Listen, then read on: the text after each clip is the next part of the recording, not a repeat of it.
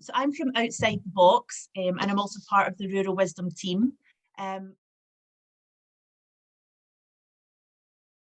Rural Wisdom supports older people to shape their own local communities, as well as think about how wider society works and how it treats older people and how we view older people and their contributions.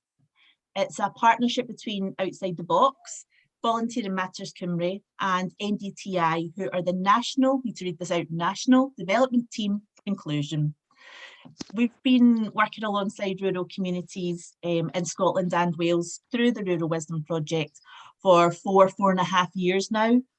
And right from the beginning, something that's came through quite strongly is that people have really valued the space and the time to come together, to meet new people, shared interests, and kind of hear different perspectives from people from Scotland and Wales. And that's really how these sessions came about. At one point, we had lovely sessions in person in community halls and church halls. And obviously, we've not been able to do that, but we still want to be able to connect people and learn from each other. So hence our kind of Zoom sessions, which hopefully will be continuing into summer and autumn as well.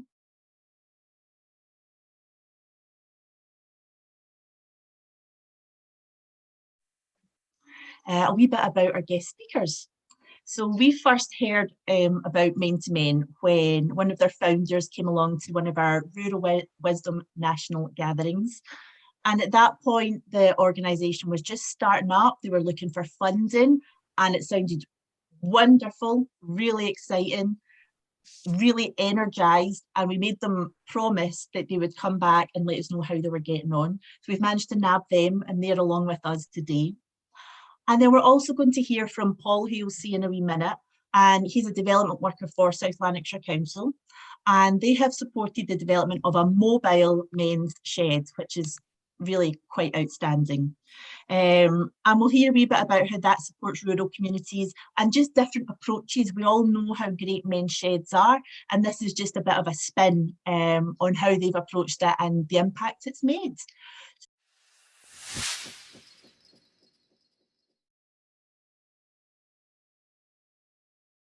I'm delighted to be joining you here today and good to see some friendly faces and some new friends, hopefully, as well. We'll share some experiences with the guys down in Wales there. As Kate mentioned there, I'm Paul Creakin. I'm the Mentorship Development Worker with Seniors Together. We are a project with South Lanarkshire Council, and we tried to provide a voice and a collective organising project for the older people across South Lanarkshire. Part of the projects we were involved in was the development of 3 men's sheds within the South Lanarkshire area. About 3.5 years ago, though, what we realised was that the message of the sheds wasn't really getting beyond the larger towns. So that was where Seniors Together, we come up with the idea of the mobile men's shed. And because we were a council project, we were able to apply for funding and utilise one of the surplus mobile library buses, which hopefully you can now see on screen. So this is our mobile men's shed, which over the last 3.5 years, I've had the privilege of taking out and about to lots of different towns, villages, rural areas all across South Lanarkshire. The reception we've had everywhere with the mobile shed has been absolutely fantastic. It's far exceeded anything we thought we would get. We set off with the aims of being able to try and support the development of 3 sheds within the 3 years. And we managed to exceed that within the first year. We have now got the men's shed network up to 12 all across South Lanarkshire. It's just been fantastic. So a little about the bus. Inside the bus there, you see once we've got a nice sunny day, we do get a few of them in Scotland. We've got space outside there under the awning for a couple of workbenches. We've got space to sit there in the sun.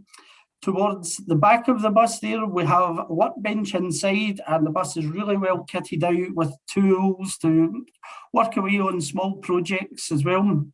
And if you see the men's shed sign on the side of the bus there, behind that in the bus, we have a smart TV where members can come on and you can look up tutorial videos or just any videos on YouTube or things to socialise with as well.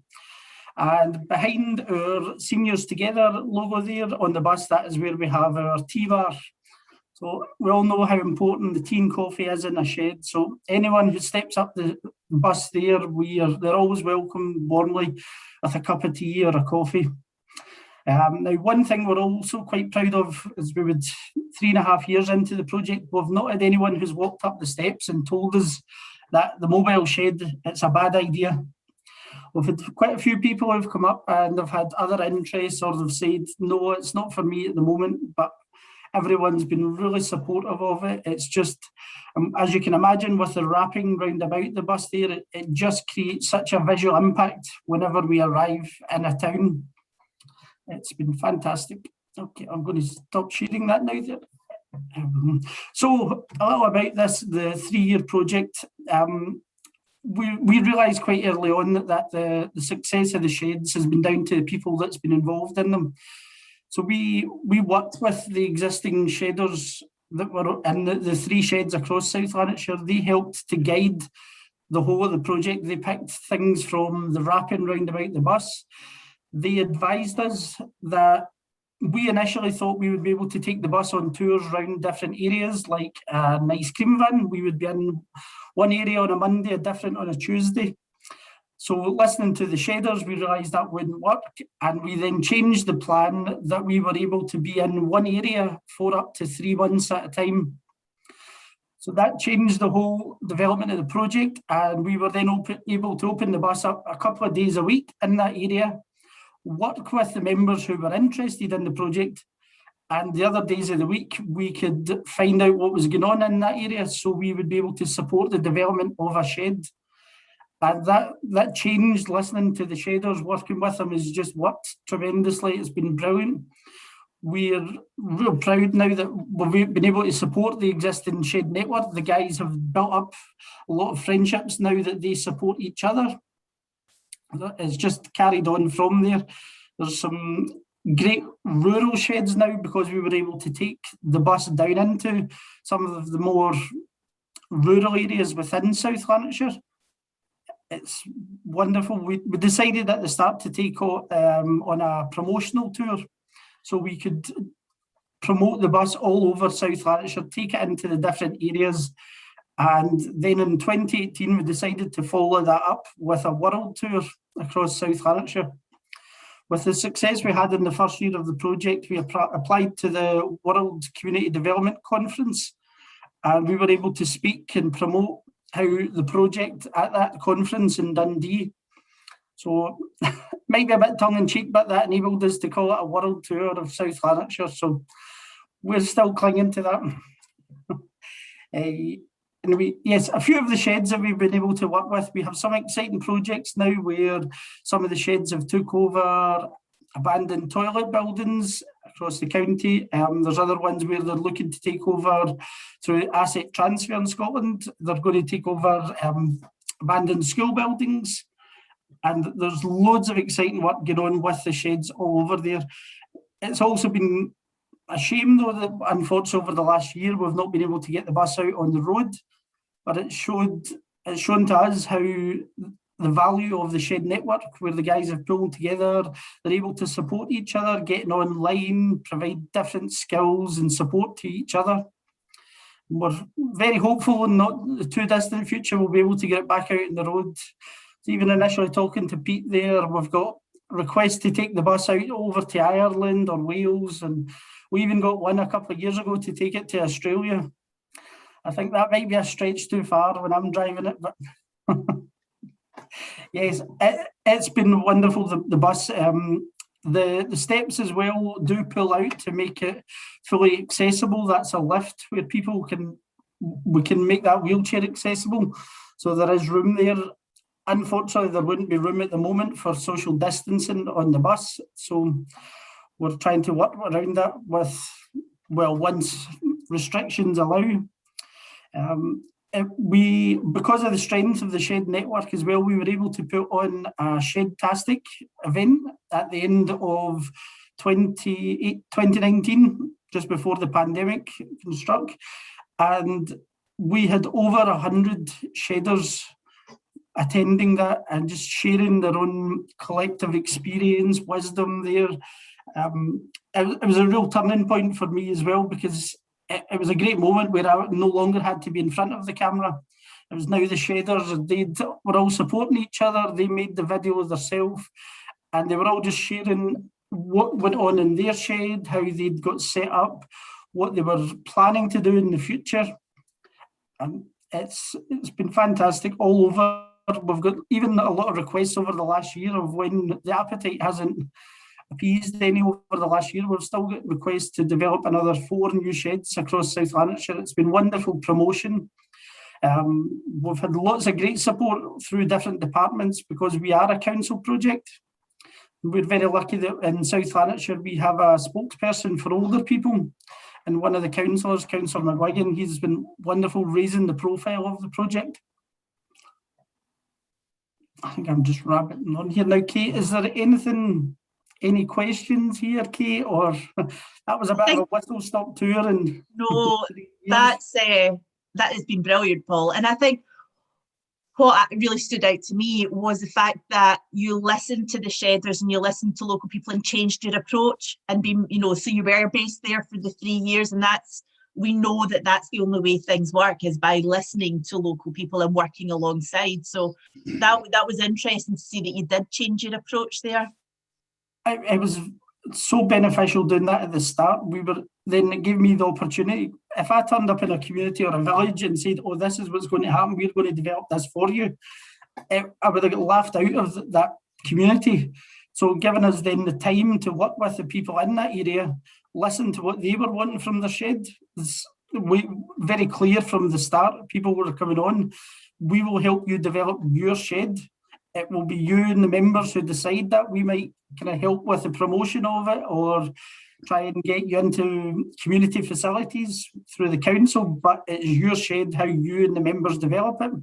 Whatever form that takes on, we've been quite proud to be able to promote some of the sheds the last year that have got musical talents.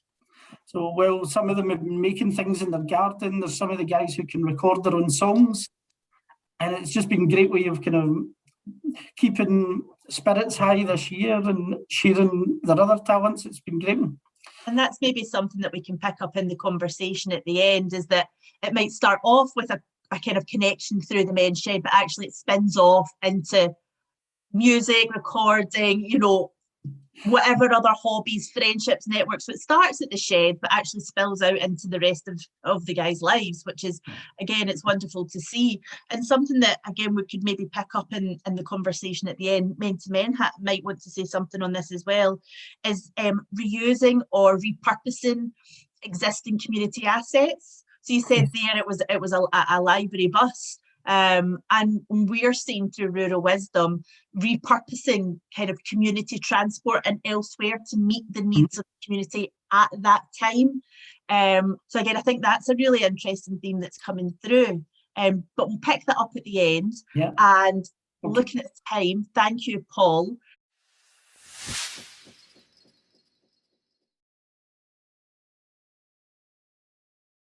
Talking about Men to Men now, I think it's about 18 months ago that Luke, Fred and I got together and started a men's group. It was just Luke, Fred and I to start with. And over the year, it was probably November previous year, something like that, we met once a month. And we met in each other's houses and we sat and chatted. I think one of the reasons we felt it was a good thing to do was because as men, I think we all know that if you put a couple of women in a room, within 5 minutes, they'll be chatting to one another about this, that and everything. Whereas if you put a couple of men in a room, they'll probably still be silent for like 20 minutes later, like, then they may talk about the football, something like that. But with us, we started this men's group, and we built it up to about 6 or 7 people, and we'd have this sharing circle where we'd talk about our day to start off with, just a quick sort of introduction to how we felt. And then we'd go into a deeper share where we'd share about how we felt about things, how our lives were changing, how our relationships were. And this would be done in sort of confidence, so that we built up a level of trust between us, because we were able to say that whatever we said within that group stayed in that group. And listening to other people enabled us really to identify within ourselves similarities and differences. We're not trying to fix each other. That's one of the things that we caught onto quite early on. There was no point trying to fix somebody else. No point sort of trying to advise somebody, oh, I do it this way or I do it that way. Basically, it's all about just listening to somebody, allowing somebody to speak. And by listening to each other, we learn more by that than by, in a way, trying to fix somebody is almost like putting them down, because it's like you're saying, well, I know things better than you do. So the whole thing developed for over a year, and it was going really, really well. And it's still going, this men's group, and it's separate from our men to men thing. And then last November, my colleague Luke was able to apply for a grant from the local health board to set up friendship groups. He was successful in this, and he came to Fred and I and said, well, as you know, we're the founding members of the men's group, what can we do about setting up this sort of friendship groups? So we started last November, and from that point we've set up numerous groups. And I think at this point I'll pass it on to Fred to talk about some of the groups we're talking about. Fred. Yeah, thanks, Pete. Actually, before I say anything more about Men to Men, I have to say I'm still buzzing a little bit from your presentation, Paul. You know, it's very exciting as a result of what Pete's been talking about. Of course, we've been funded by the Hywel Dda Health Board to cover quite a large area, 3 counties. It's a big area, and we're not set up necessarily to create men's sheds, but it's not surprising that we've been doing that. So that bus, just the presence of it, just the sight of it excited me. The opportunities I think it offers budding groups in rural communities to begin to coalesce a little bit quicker than they might just having to hire halls, which is what we're having to do. I think it's really exciting. And I mean, frankly, talking to Pete and Luke now, you know, it's something that we should consider. So, Paul, if you did want a sort of a trip down to South Wales, I can assure you we'd back you, and I'm sure we'd come up with some funding to cover the cost, because it could be the sort of thing that could seed something similar in this area. So, you know, thanks for that presentation, and Pete for starting us off. You know, I've noticed whilst we were chatting that Tony's been commenting a little bit on what men can and can't talk about. So I guess the question that we had last November when we got this funding, which we're very grateful for, was, wow, we have an opportunity here to create situations in which men can actually go beyond the sorts of conversations that Tony was alluding to. So what do we have to do to bring 2 or more men together into a situation in which, you know, they will feel comfortable to talk about themselves? And, you know, Pete was talking about the groups, our circle sharing groups, and that's one of the things that we're very passionate about, bringing men into a situation where they probably haven't experienced listening to other men sharing deeply about themselves, you know, not about football, you know, not about health, not about golf, but, you know, for a man to hear another man talking about something intimate, something that might in the general media out there or the general community be non-permissive, but to hear another man talking about something like that is extraordinarily permissive. And our circle groups, which Pete talked about, and I think Luke will continue talking about, have been very successful in doing that. You know, I feel quite emotional sometimes when I have little windows of, you know, the first, we were initially online, our first online group. We decided, you know, we should comply more with what people were saying necessarily than what Public Health Wales was saying, because they've allowed us since to work with men throughout lockdown. But, you know, men, I've got these pictures in my head who suddenly find themselves in a circle of men, listening to other men talking about themselves very deeply. You know, one chap in particular, yeah, name I've not used, but I can remember saying, this is really scary. And I think he indicated he probably wouldn't come back again. You know, 3 months on, the chap is leading a group that Luke is facilitating over in Milford and has gone on to do other things. So the groups are really successful. I suppose I was nominated to talk a little bit about the activities that we've been doing. And, you know, I think it was Shreen mentioned, you know, one of my first experiences up in North Wales was I built a bridge across the river up there. And these are men, a lot of them were still using alcohol and drugs. And, you know, try and get men like that into a group setting, you know, which I'm a skilled group worker and a therapist, you know, try and get a bunch of men like that into a room, try and get them to talk about themselves. I would say, however skillful you are, it's almost now impossible. And even if you do, the likelihood is that once they leave that room, they'll go straight back to behaving in whatever way they need to because of their issues. So my first experience up there with the bridge was amazing. Suddenly we got a whole bunch of men, some of them were still drinking, coming together on a daily basis with a common purpose, an exciting purpose to build a bridge. By the end of that 8 weeks, you know, they hadn't all got sober, but they were all talking, and they were talking deeply about themselves. So this is an approach we've adopted quite naturally in what we're doing with Men to Men. We're not going along to the people that we are being referred. Often we're told, or people try to tell us about their mental health histories. We're adopting a very clear approach. We're not interested in that. There are plenty of services out there that are tailored to deal with those things. What we really want to know is, who are you? Who are you, the man?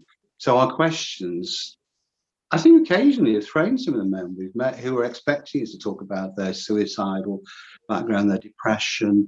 You know, what we really put to them is, you know, okay, yeah, we know about that. We can talk about that. But, you know, what are your interests? What are you passionate about?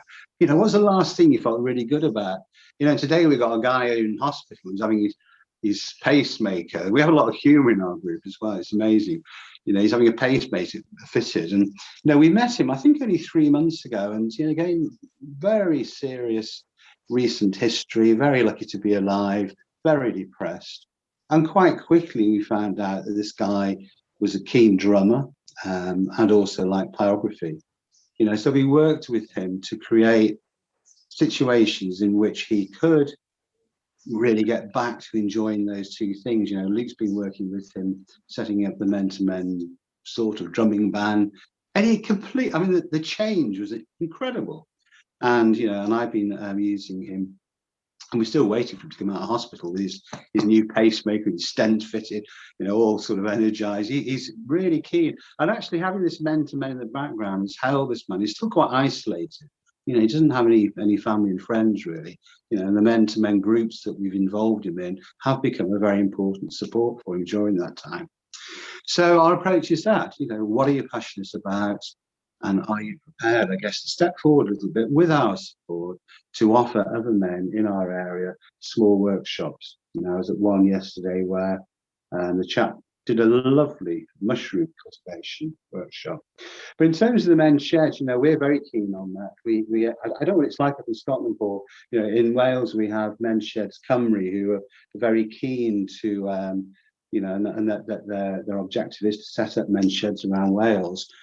But we're passionate about it, and I suppose we've put out, you know, to find out, you know, what do men want to do, and it's not surprising as a result of that. We've got our first men's shed in Cardigan set up and running. We've done that during lockdown. You know, Public Health Wales gave us guidance that suggested very strongly, you know, men who are isolated, quite desperate, you know, unless they're given an opportunity to meet up with guidance, you know, with spatial distancing, you know, for some of them it would be very serious. So we've been very careful how we've gone about it, but you know, that has led to this extraordinary men's shed in Cardigan being set up. And there's been a lot of synchronicity. It's a very, I think it's quite an exciting time, you know, as we set this up, you know, one of the local guys, Jason Wilkins, a local wood turner, who was keen to offer that to men, you know, that whole thing then was taken forward a little bit more quickly when a local family who was supporting a chap sadly dying from dementia, you know, he'd been a woodworker, and they've donated £14,000 worth of woodworking machinery. And I think in terms of men's sheds, I mean, it's a bit of a dream, that, and actually it's had its downside, but I think it happened so quickly. It all seems so, I don't know, so exciting. But I think we're now in that rather more real place where we're still having to find a long-term shed. But nevertheless, it's brought a lot of people together, and we do woodworking stuff there. We offer opportunities for men to got a fantastic drumming workshop, singing workshop. And I guess that is also now spawning our focus in other areas. So we're just beginning to look at Bury Port, where I was yesterday, and Pete and I are going down there to again support men to do some simple woodwork tomorrow, with a view to having a look at what perhaps they might want to do themselves. So I suppose that gives a bit of an overview of the sort of activities that we've been involved in over the last 4 months. And I guess my overall sense of it is that in bringing men together in a common shared activity, this is really extraordinary. It's very rich to see how quickly it becomes permissive to talk about, you know, how are we really? To talk about the things that men often feel they can't talk about. And in so doing, of course, that has enormous impact upon their mental well-being. And somebody mentioned it earlier, it's not just them, of course, it ripples out into their families and into their friends. So the impact on local communities can be quite big. But anyway, thanks for this opportunity to talk about men, and also to see that fantastic bus. Thank you.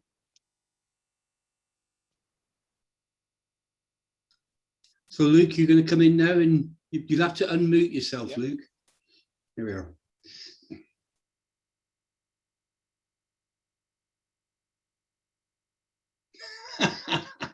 He's frozen. Frozen in Tenby.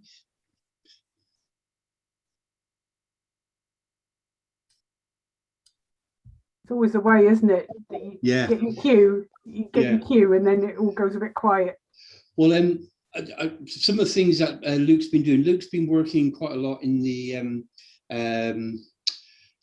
further southwest area of Wales, down towards Pembrokeshire, and he's facilitated a sort of men-to-men band, which I've been practicing. We've been lucky enough to have some premises there with a local church, and there's been, funnily enough, it was one of the people that Fred alluded to, who was quite anxious at the beginning about having to share, or not having to share, but about sharing who he was and how he was in the men's group.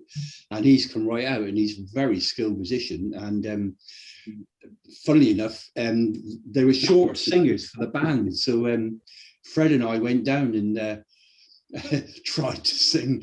It was quite funny, really, but it was a good experience. I mean, I've never stood up, you know, on a stage with a microphone trying to sing before, but we sort of cobbled through it, which was good. So yes, and as Fred said, there are other men's sheds which we're sort of hoping to set off. One in Tenby, where Luke is now, and Luke's been working on a project there. Can you hear me now? Oh yes, hi. You with us now, Luke? Oh yeah. Sorry, yeah. Sorry about that. It's the week. Yeah. Oh great, yeah. Yeah, thanks, Pete. Yeah. Right. Luke here, the third month here. So yeah, in Tenby, behind me here, you see Tenby Band. So we've got a group of men from Tenby, got them together, and we're repainting the bandstand that's been unpainted for 3 or 4 years. So anyway, yes. So what can I say? Men to men. I mean, in 6 months we've come a long way. Lots more to learn, really, and really inspired by what you're doing up there in Scotland there, Paul. I think we could do with a mobile bus. I think that might be a great way for us to reach more men in West Wales, because there's so many rural villages, and we know of so many men who are stuck down tracks, deep tracks, living on their own, probably drinking too much, probably eating too much, and not getting out really. And you know, they're the sort of men we're really worried about at the moment, and we'll have to see how we get on. But a mobile bus would be fantastic. Yeah, there's a little presentation we can send around to you afterwards, or whether you've had a chance to look at it. It just gives you some pictures and some idea of the workshops and activity we've been doing over the last 5 or 6 months. But I'll just tell you one story about one of the first men who approached us for support, and his name was Stephen. Stephen, you know, he lived on his own for many years, but during lockdown, because he had